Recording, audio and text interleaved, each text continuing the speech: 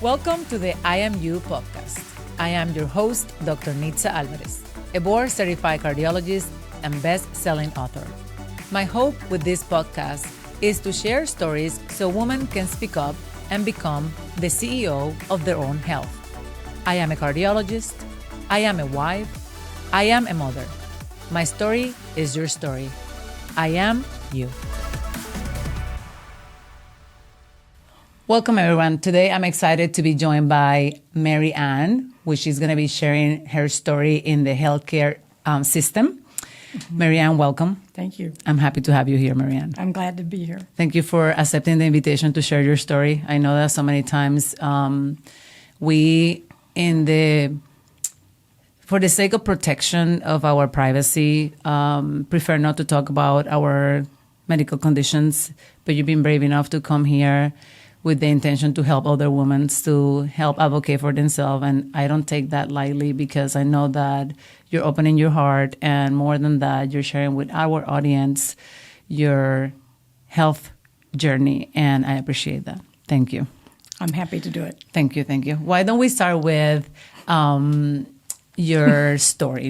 First, I know you seem like a very healthy woman, and not that I have any doubt that you are, but if we have you here, it's because at some point in this journey, you end up visiting a cardiologist's office. And I would like for you to share with the audience, why did you end up seeing a cardiologist? Well, I got referred from my pulmonologist who took some blood tests and said, well, this might be a heart indicator of something. And so she suggested that I come to you, and she set up the appointment for me, and I didn't know. It was all so vague, and she said, you don't need to go tomorrow. So there was no concern at that point. There was curiosity. And so I came to see you, and you started running some tests and looking for what might be the problem. And that was an experience. Why were you seeing a pulmonary specialist? I have asthma, but it came on as an adult, so just within the last 10 years. And I was having some trouble, shortness of breath, and some other things. It was right after COVID and the asthma season, so I was feeling pretty miserable. So let's elaborate a little bit on that shortness of breath. So in that case, you were experiencing symptoms. And the reason why I want you to elaborate is because I want our audience to understand that if your journey started with, I'm a little more short of breath than usual, and even though you do have a diagnosis of respiratory problems, at some point in that evaluation where you started in the office of a pulmonary specialist, end up being a cardiac problem, no? And so many times women are experiencing symptoms that appears to be respiratory, but ultimately not everybody recognize that they can be cardiac problems involved. In this case, your pulmonary specialist, with the testing that they order, they're like, something doesn't seem completely right, so you probably want to see a cardiologist. So the shortness of breath. Do you ever thought when you went to see your pulmonary specialist, I'm getting a little more short of breath, it's allergy season, I just got over COVID, it's a COVID season. Do you ever thought that your heart could be the reason why you were feeling like that? No, I had tunnel vision because there was all the respiratory of COVID and asthma and just allergies, everything. It never occurred to me. And before this, because it's easy to think about this is just the flu or this is allergies, no? Yeah. But did you ever heard before this episode that shortness of breath is or can be a symptom of heart disease? Absolutely, but not for me. How come? I just didn't think that was the issue. So I just didn't let that be an option. Gotcha. So having the knowledge is like something in your mind, you already knew, but then it's like, no. It's what will I think about my heart if clearly I have a respiratory problem, right? No? So for the audience, I think it's important to be mindful that so many times we try to kind of like justify the symptoms that we have. And, when we think about respiratory versus heart conditions, I like to refer to my patients when I said, when shortness of breath is the only symptom, we need to make sure that it's not a life-threatening problem, which is the heart. If it's just your lungs, okay, we can deal with it. But if it's your heart and we don't recognize that it's the heart, then it will definitely can become an issue. So now, So you came to me, we did an initial workup to look into your heart, and we did all the tests that we have available today to evaluate your heart. And tell us what happened. So I came into your office. I was the last patient of the day. It was like quiet. Nobody was there. And you said, oh, good news. We've been through all of this and everything looks good. And that wasn't good news to me because I didn't feel good. And I knew inside something was wrong. But my mother was a nurse, and she was an RN that went by the book, and she taught us as children, you never question a nurse, and you absolutely never question the doctor. And you just said I was okay, but I didn't feel okay. And so I know I just froze, and then finally I just said, something's wrong. And I just knew that you would hear me. I knew you would hear me, and you did. So, and I'm glad that you actually did say something. Now, so many times people settle for an answer that they're given, even though they know inside of them that there's something that is not right. And this is actually one of the major messages that my audience is going to take today is, listen, the fact that you have tests and your test appears to be normal, that doesn't mean that everything is okay. When I said you're the one that lives in your body, be the CEO of your own health means I live in this body and I don't feel right. And this example that you gave is the best example of why it's so important that we don't stop talking. Precisely because the tests that we did on you are the tests that we do on every patient that come to a cardiology office, and it's not a test designed for women heart problems. No, it's a test designed for heart problems. And we know that in our society, the medicine that we practice is medicine that we study on men, particularly white men. So not a surprise that the test didn't detect that. So we went through a journey of going the extra mile to trying to understand what else could be happening to you. And then I think that, Mary Ann, for you, and once you find out that, in fact, you did have a heart problem, I want you to share with the audience, how do you took the news? Some people are relieved when they hear the news, but you were not. So go ahead. So we did some more testing and found out that there were likely some blockages. So that I was a nervous wreck because it was going to be a couple of weeks before I was going to go in for the heart cath test. I was a wreck. I'm afraid of my body, and I just was a nervous wreck. So the days keep crawling by, and finally it's about 4 days before my heart cath, and I had chest pain. And I have to tell you, this was a pain like no other pain I have ever had, and I knew immediately that something was wrong. I was standing in the front yard, and I was just like, uh-oh. So I didn't call EMS, but we did go to the emergency room, and they immediately admitted me. And that led to having the heart cath test, and it showed 3 blockages, and they were severe. I woke up in ICU. I thought I was going to wake up and go home. I was in ICU with 3 stents. So, Mary Ann, I want to just go back to 2 points on that story, because I think it's super important for our audience that we elaborate on 2 things. I'm going to start from the last thing that you said. When you went to the emergency room, your electrocardiogram looked good, your cardiac markers were negative, you didn't have any evidence that there was any heart attack, but they knew that you were about to have a heart cath.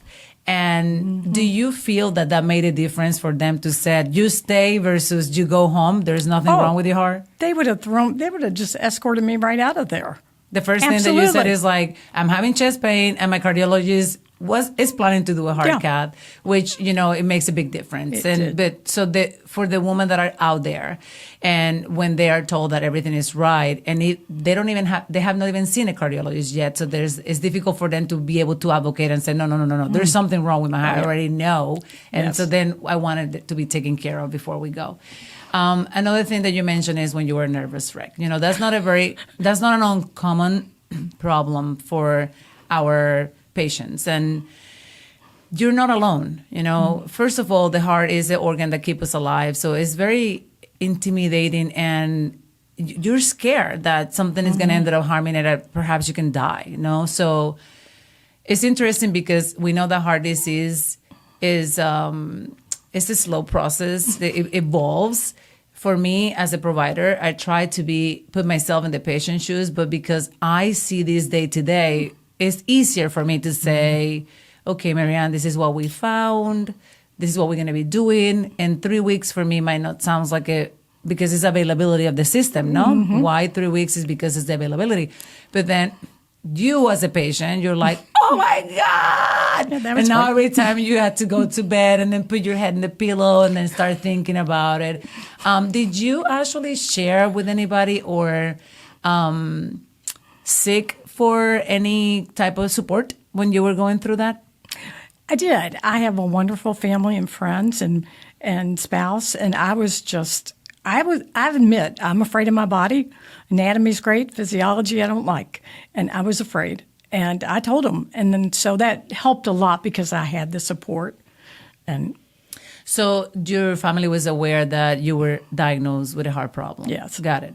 Does that make, what else made a difference in your journey in terms of, because I think that there's many women that are listening to you today that have been through the same journey and they felt that they didn't have anybody to talk to or didn't know where to go and they just held it inside and they felt alone. Like what else do you do that you feel like, even though this is not gone, it makes me feel better after doing what? Well, I feel better because I do talk about it. I'm severely hearing impaired. So through the years, I've told everybody that I wear hearing aids. People would never guess how hearing impaired I am. But I want people to go, if I have a hearing problem, I need to go get it checked. That's easy. I have a heart issue, so I'm telling everybody, go get checked. And that's just my personality and my style because I don't want people to have to go through what I go through and what I put myself through. If they can go get checked, go early, and get this taken care of. So you took this, became an advocate. Oh, yeah. absolutely. So then, like, not just for yourself, but for the community. Absolutely. That helped you also kind of like alleviate a little bit of that stress and anxiety because now not only you're opening up to people, but also at the same time you're helping them be their own advocate so they don't have to go through the same thing that you went through. Yes. So did having a diagnosis of heart condition change the way you look at your health overall? It did. It did because I knew there were some little things and some big things that I could shift and alter and they would have impact. So I did change my diet. It wasn't horrible, but it needed an upgrade. And I exercised more consistently. And I would just pay attention more to what my body's saying to me.